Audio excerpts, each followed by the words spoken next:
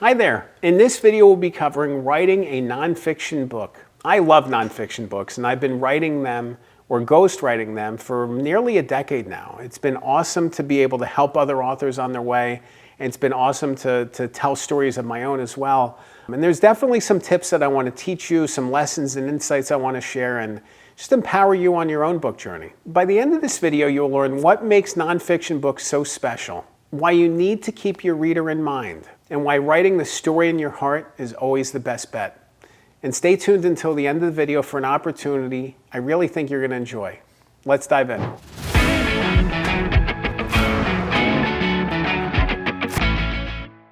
I can honestly say I've been a lifelong fan of nonfiction books, dating to when I was a kid. And I remember in elementary school, they would take us to the library and I would have to pick books from the shelf. And I always picked nonfiction books. We had to pick 2 books when we went to the library, and I picked nonfiction books only, to the point where the teachers forced me to have to pick fiction books and mix them in.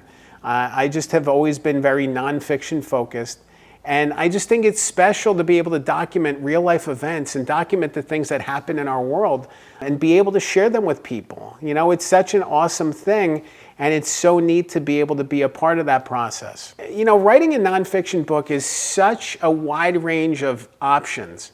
There are biographies and stories about other people. There's history books. There's memoirs about your own personal stories. There's business and self-help types of books. There's cookbooks as well. There's so many different types of books out there, and there's such a wide range of approaches to writing each book. You know, you wouldn't take the same approach to a cookbook as you would a biography or a memoir, for example.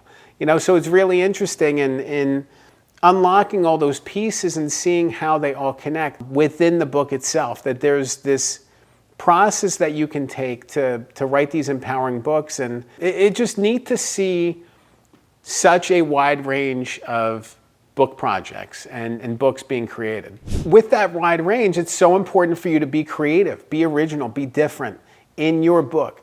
Your book is going to stand out more if you're creative and original, different. If you're not doing those things, it's going to feel like every other book out there. Who wants to read a book that they've already read? Who wants to read a book that's already been out for years and years? It's not going to help anybody. So it's so important for you to be creative in the writing process, to be creative in the way that you approach your story, because that's going to help your book to resonate. At the same time, there's so many fiction elements that come into focus in the storytelling level, in the way that you approach your story, especially if it's gritty, especially if it's narrative nonfiction. It doesn't necessarily need to be formulaic or bland. You know, it can take these elements of great fiction storytelling and incorporate them. So I think it's so important to see the lines between fiction and nonfiction blurring. One place in which they haven't stopped blurring, or they are very distinct and different at this point still, is in projects that get pitched and sold. Book proposals. Nonfiction book proposals are very different than fiction book proposals in the sense that you can write maybe only a couple chapters of your nonfiction book and start pitching it around because of a book proposal. When you're pitching a fiction book, they want you to have it completely edited, completely finished, the draft done. They want all these things in place first before you start pitching it to an agent and a publisher to try to get a book deal. Nonfiction is different. Nonfiction, you can pitch a story, just an idea and a couple, chapters. Yeah, obviously some other planning and forethought going into it, but it's a different process, and it's important to keep that in mind. One of the realities that we face with nonfiction writing is that we're bound by specific things. We're bound by fact. Without fact, we can't write certain things, because they're not true or they're not real. Fiction is different. Fiction, you can recreate characters. You can tell stories differently. You can imagine things on the fly. Nonfiction doesn't work like that. We are bound by specific details. And it's important to keep that in mind. We can't make the characters do the thing we want them to do. They end up doing the thing anyway, and then we act accordingly.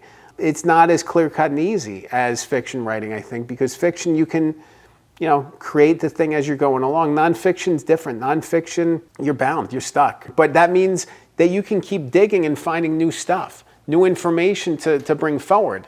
I think the more that you can do on a research front, on an interview front, on a background front, the stronger the writing's going to be. I always think about the iceberg theory of writing where, 7/8 of the thing is underwater. I love that fact. I love the idea that that there's more depth there and that you're sending a signal to the reader, but you're only showing 1/8 of it. That everything else is empowering and strengthening your argument, but you're only going as far as you want to or have to. Whatever your book, I want you to write the story in your heart. This isn't about writing the most public and popular book. This isn't about chasing, readers where you think the interest is. This is about writing the book in your heart, the book that matters to you at this moment. The book that resonates with you, because book writing's hard. Book writing's going to take time and effort and energy, and it's going to require some sacrifice on your front. Even just in terms of thinking about things, in terms of digging deeper on the things you're thinking about. It's so easy to get locked in with this idea of, I want this outcome, so I'll write this book. But you're going to lose momentum, you're going to lose focus, you're going to lose sight. I want you to be empowered throughout the writing process. And that really starts with you picking the right topic. If you pick a topic that's going to keep you motivated for years to come, that's a good start. You really need to think deeply about the topic that you choose and make sure that it's something that's going to stick with you for quite some time. And if you can do that, good things are going to happen. If you want to learn more about writing a nonfiction book, there's another video of mine that I'd love for you to check out. I'll link to it on the screen. It's called Tips for Writing a Book in 2026.